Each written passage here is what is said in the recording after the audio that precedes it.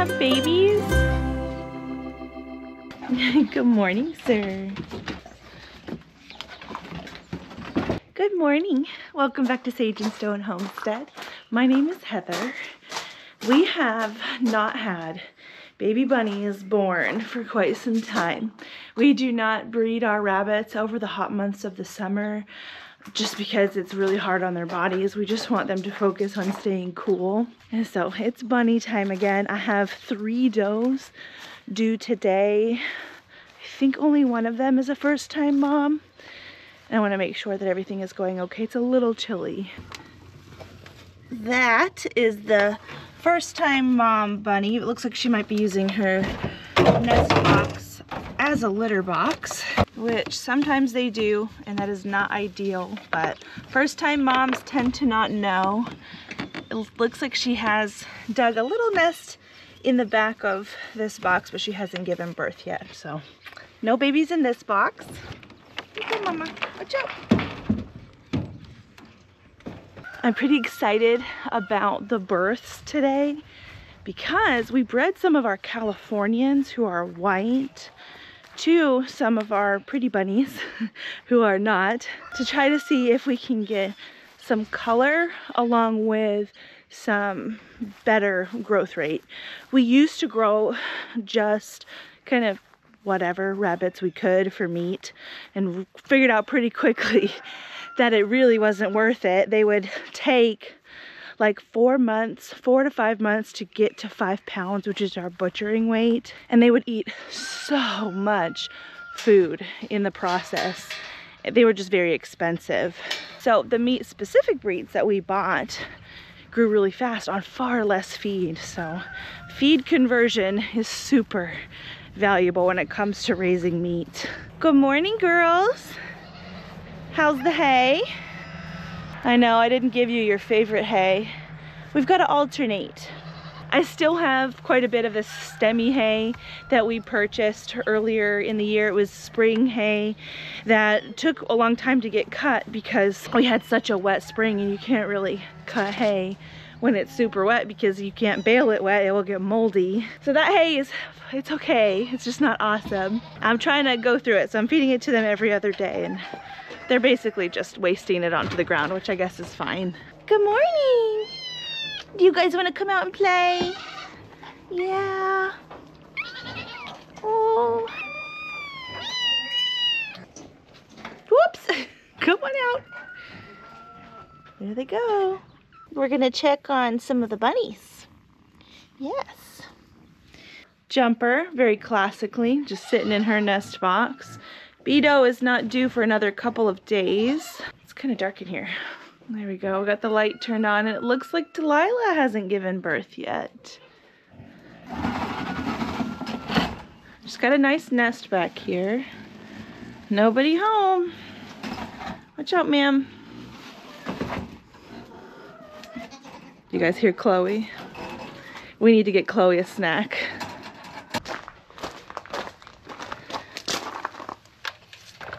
I have some tromboncino squash to give Chloe that are kind of a little bit funky. Nothing too crazy for a pig. She loves her food.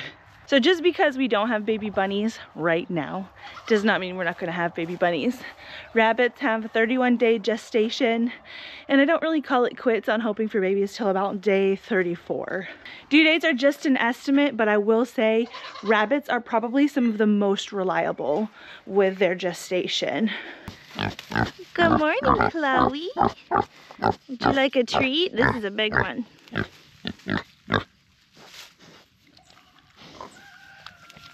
You can do it. Do you need help?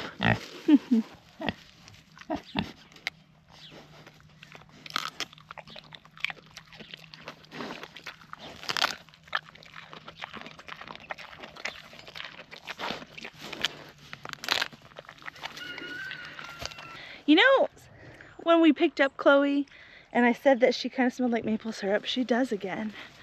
And I'm remembering that it's a problem if people smell like maple syrup because it's a sign of diabetes. Does anybody know if that's a thing for pigs? I was just coming to say hi. I was coming in to say hi, Chloe. Look, you've got some friends. We don't eat my pants. No. I'm not quite ready to let Chloe out with the goats because I haven't trained her to the electric fence. There's a good chance that if she got zapped by it, she would just retreat backwards to what she knows, which is this pen, but there's also a chance that she could barrel through it, and I don't have help right now to help me train her. What I'd like to do is actually set up netting inside this pen, so if there was kind of a catastrophe where she blew through it, then she would just be still contained and she wouldn't be letting the boy goats out anywhere. No.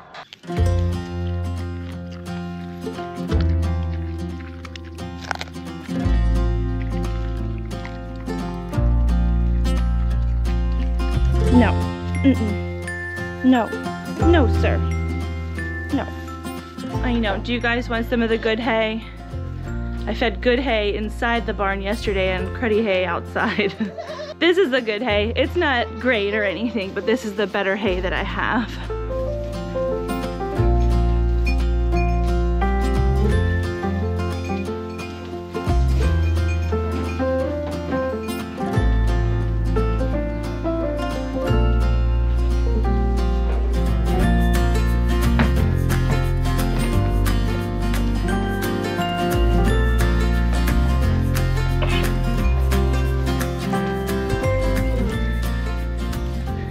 Yeah, see? They don't like this stuff. I can't say that I blame them. I think they've eaten basically every edible thing out of here. There are some little leaves. This is what they're looking for. The tiny grass blades. They're really not gonna eat this kind of stuff. There's nothing in it for them. I may just decide to scrap that hay entirely or just use it as bedding or something because they don't want it. And I've got a lot of pregnant girls that I need to keep well nourished. This guy though, he lives for eating cloth. You better be careful. You're gonna be one of those goats that gets one of those internal compactions from something he should not have eaten. You are that type. Oh, brother too. I need to stop wearing these longer dresses down here. I'm sorry for starving you.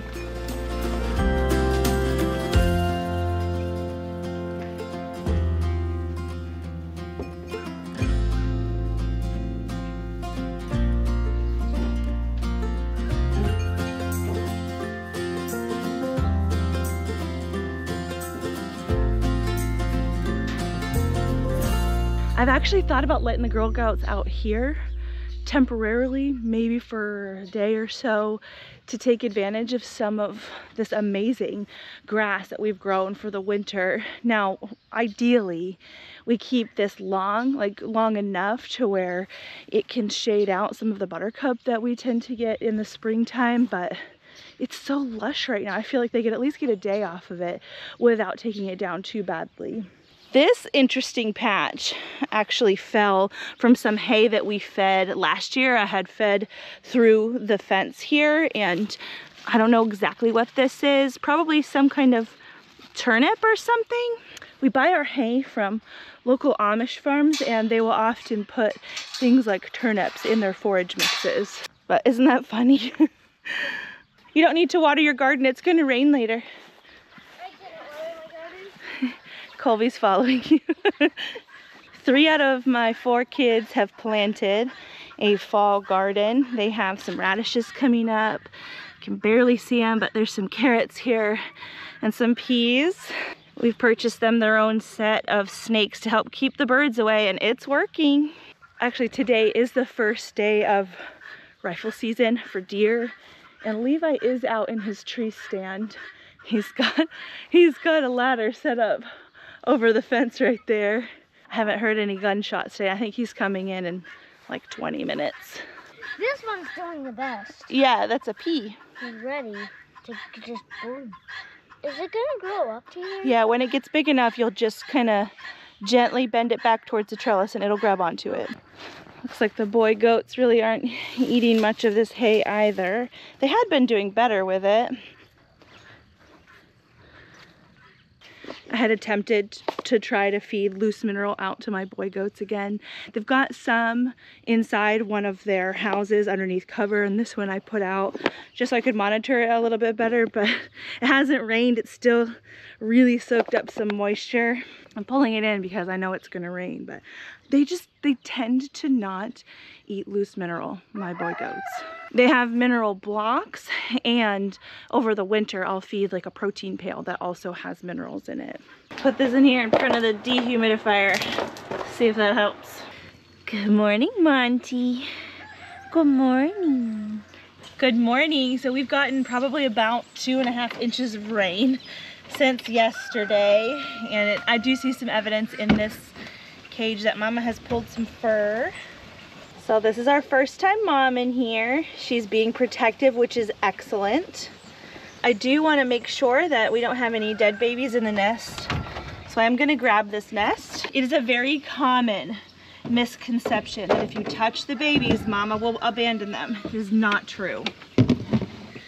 I actively encourage everyone to check on the babies, because if there is one dead baby in here, that dead baby is just going to sap the heat from the other babies, and it's going to be a bad cycle. Oh, we've got living babies. Here's baby number 1. It's all black. 2. This one looks like it's Mama. Another really pretty broken black right here.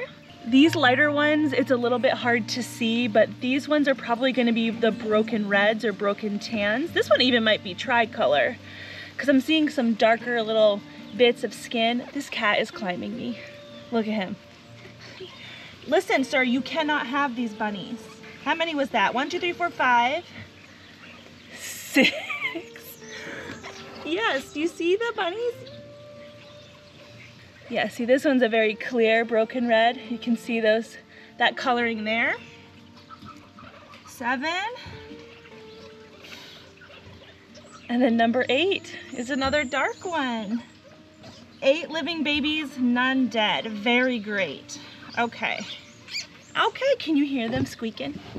We gotta put them back. Mama did a great job. She did an excellent job, and they're all nice and fat and fluffy, and that means they've been well cared for. It's okay, babies. Oh, it's okay. So let's put these back. My cat is very interested, as you can see. No. Okay, Mama. Good job. Good job. There you go. They're okay. So that's one Mama. We gotta go count the babies from the other ones. This boy, I love him. He's too much.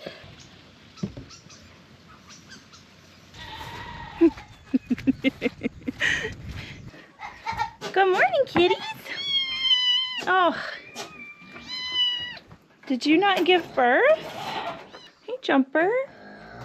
Did you not have babies? Nope. It's funny, I could have sworn that Jumper was in labor yesterday. She was kind of acting like it.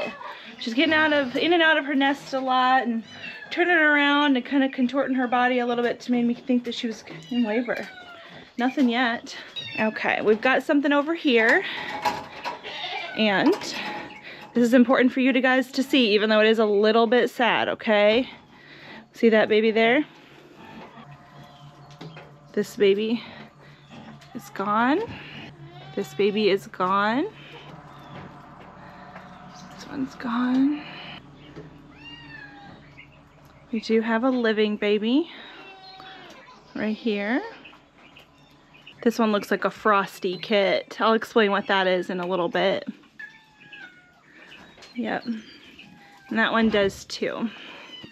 So there are 2 living babies in there. She had 6 and only 2 are living. I don't know what happened, but this kind of thing can happen, especially if it's the first kindling they've had after a break.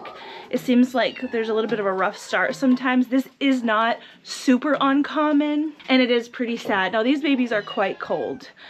really, a baby is not technically dead unless it's warm and dead, because they can be at such a severe state of hypothermia that their body kind of shuts down but doesn't completely shut off, if that makes sense. And I have had it happen before where I've been able to revive a baby bunny and it lived. Now, I don't know how long these babies have been here. There's a good chance that it may not work. But what I'm gonna do is set up our little heating pad, which is just a seedling heat mat, in our shed and see what happens. Hopefully Jumper has babies soon. Okay, so I'm gonna shut that off.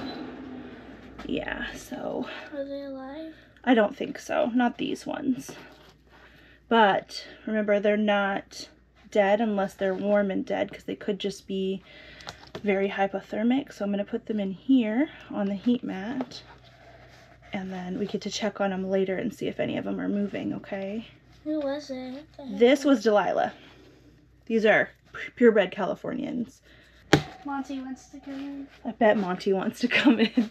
So here's my setup. This is actually how we've been able to raise a few chicks as well. A seedling heat mat with this little cage to help keep the chicks close together. There's a cloth down in there with the babies, so they're not in super direct contact with this heat. And really, we should know in a few hours. So I'll put it in the words down here if anybody survived. I kind of doubt it. So a little bit sad, not super unusual. This kind of thing does happen a lot more frequently than you would see with like a dairy goat having a loss or something. And so it's okay. I'm actually way more thrilled that my first time mama did things correctly and her litter worked out well. So the two babies that Delilah did have in there, those purebred Californians, I mentioned that they looked like frosty babies. Well, Californians are born white, and if you see a gray Californian, it's usually a sign of some kind of either heat or cold stress on the rabbit. Their hair is reactive to temperatures, and usually a frosty baby that comes out like that, that turns gray, has had a little bit of a chill. They say that in their lifetime, the points that they get, those dark points like on their nose and their ears and on their feet, those dark points on frosty babies will be darker than on babies that were a little bit warmer, a little bit more ideally warm at the time of birth. Are you girls ready for more hay? You don't look super desperate today. That's good.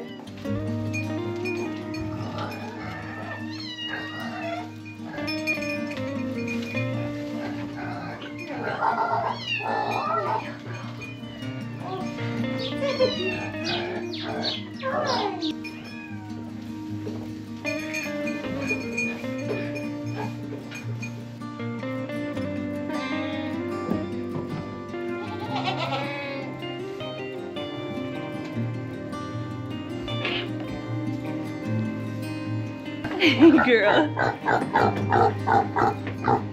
You want that?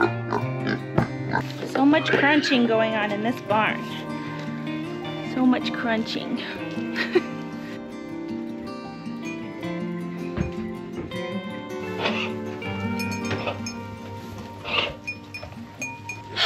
Well, another rainy, dreary day for us here, and that's fine. We haven't gotten enough of these this year, and so our land is really loving it. My new grass that I planted is really loving it. I'm still a little bit undecided on whether or not I'm gonna throw the does out on this pasture for a day or so pretty soon. I think I might. It does kind of depend on when our super cold weather comes, because I do want the grass to be able to rebound before we get into the super cold parts of winter where it's really gonna kind of stall out with its growth. But that's that for now. I'll be sure to let you know if and when Jumper has her babies. I have started to do kind of a weekly day-by-day vlog, and this week that vlog is gonna come out on Wednesday, so it won't be very long before you'll get some closure in that situation. And I do have 2 other Californian does and 1 other pretty bunny doe that is set to kindle sometime this month. So many more baby bunnies to come. Right now we have 10, potentially some more if those other babies wake up, but I don't know, you guys. That's life though, just another day on the farm.